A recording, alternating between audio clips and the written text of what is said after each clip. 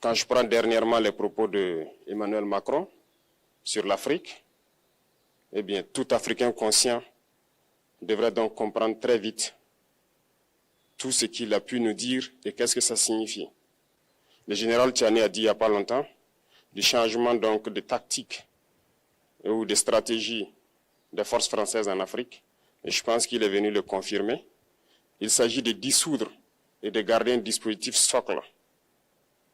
Et Emmanuel Macron l'a si bien dit qu'on ne peut que le remercier pour cette sincérité, même si certains ont voulu mettre la poudre aux yeux de leur population, mais la réalité finit par rattraper aussi. Ils ne partiront pas de certains pays, ils ont juste dissous le dispositif.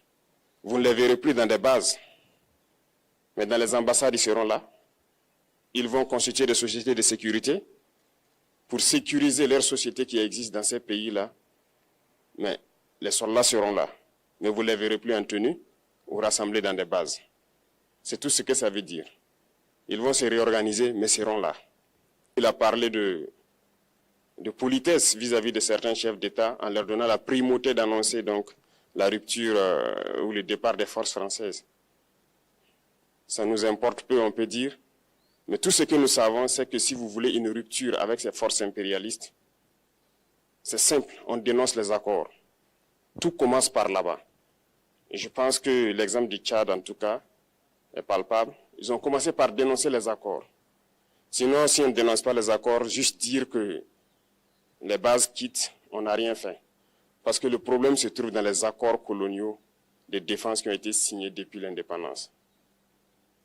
Le plus dangereux n'est pas ceux-là que vous voyez dans les bases. Le plus dangereux, ce sont les conseillers militaires.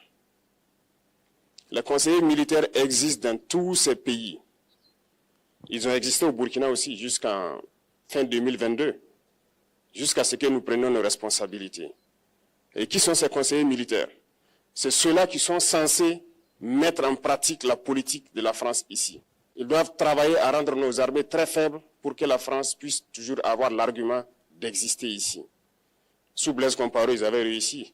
Nos sentinelles prenaient donc la garde avec des bâtons. C'est ça que la France veut de nos armées. Lorsque nous arrivons à cette étape, nous n'avons pas le choix que de vouloir qu'ils viennent s'installer. Mais l'armée burkinabé a réussi à un moment donné à se débarrasser des conseillers militaires.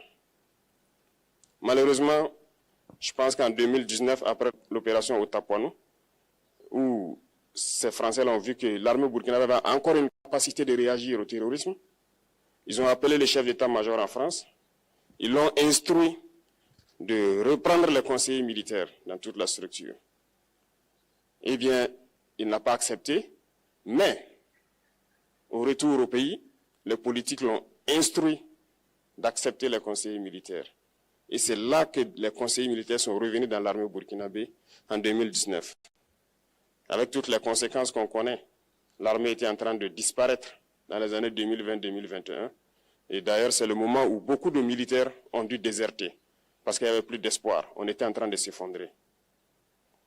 Voilà un peu comment ils travaillent. À l'état-major général des armées, dans tous les états-majors d'armée, dans les écoles, c'est eux qui sont censés dicter la politique de notre armée. C'est eux qui nous disent combien recruter, quand recruter et qu'est-ce qu'il faut en faire. Ils sont dans les écoles pour nous dire comment il faut les former et ainsi de suite.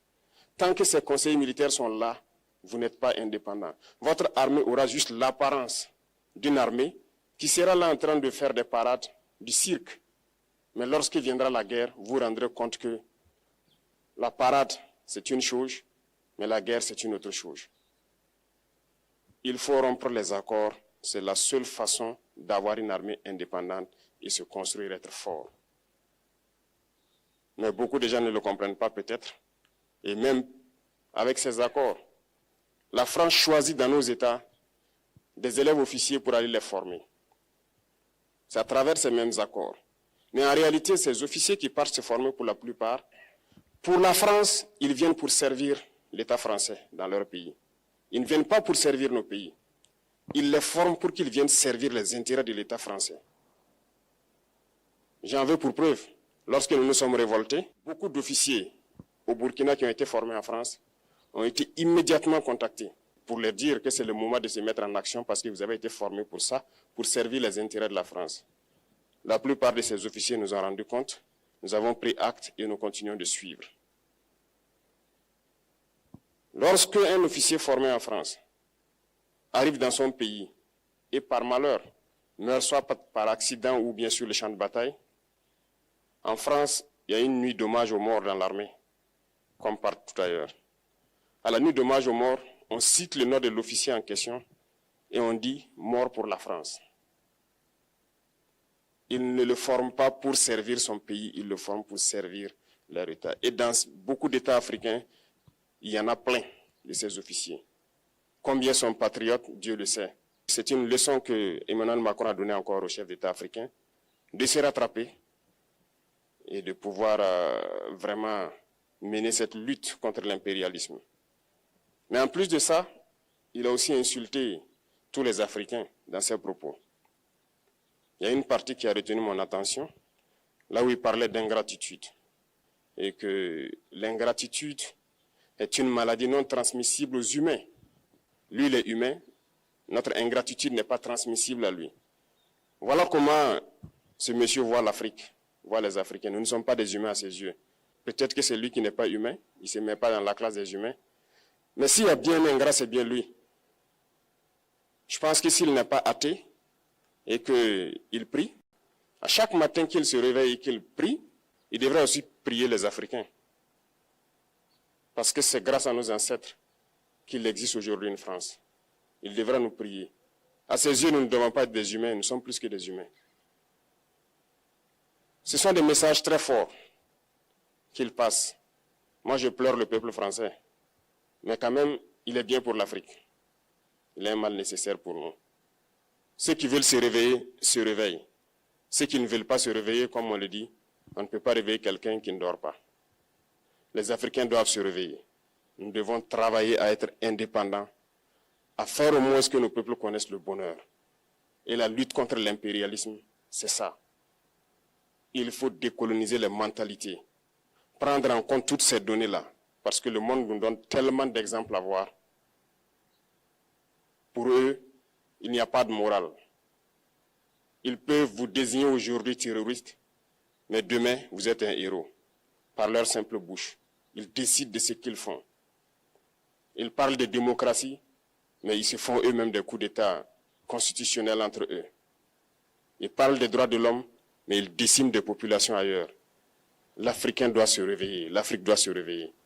Et le combat contre l'impérialisme est permanent. Et je vous invite à incorporer ce combat, à travailler en sorte que nous soyons réellement indépendants, que nous soyons autosuffisants et que nous puissions nous développer, connaître le bonheur, ce à quoi notre peuple aspire. Merci, je vous souhaite une très bonne journée, une très bonne semaine et une très bonne année.